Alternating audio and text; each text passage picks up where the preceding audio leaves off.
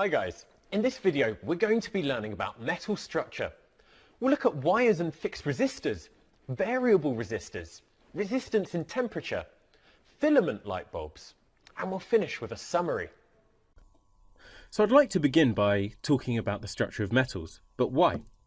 Well, our circuit wires are actually metal conductors.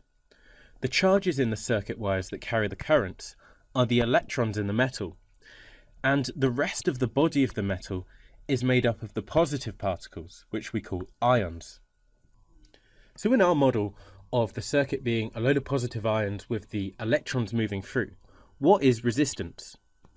The resistance of the metal is a result of collisions of the electrons with the ions as they're trying to move through. The idea is that if the electrons are trying to move in this direction, then there's a problem when one of these electrons meets an ion like this and is repelled back in the other direction. If not as many of the charges can move from one place to another, then the current that can pass through is less. We might then ask, what happens to the metal as it gets hot? Well, as the metal gets hot, we know that the positive ions will begin to vibrate a bit more. And this means that collisions are actually going to be more frequent with the electrons that are trying to move through. Well, we know that it was the collisions that was causing the resistance. So if there's more collisions, the resistance will increase. I want to talk about the structure of metals, but why?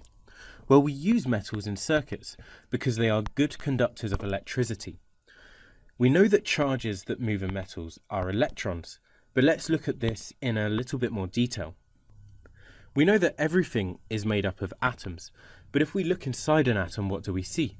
We see a nucleus, which is positively charged because it contains protons, which are positive, and neutrons, which are neutral, and surrounded by orbiting electrons, which are negatively charged. In the atom, the protons and electrons exist in equal numbers and have an equal and opposite charge. The protons are positive and the electrons are negative. So the atoms have a neutral charge. So these red dots here are the negatively charged electrons. The green dots are the neutrons. Hey guys, to continue watching this video and unlock hundreds of other super concise and exam board specific GCSE physics and combined science videos, just click on the Snap Revise smiley face. Join me today and let's make physics at GCSE a walk in the park.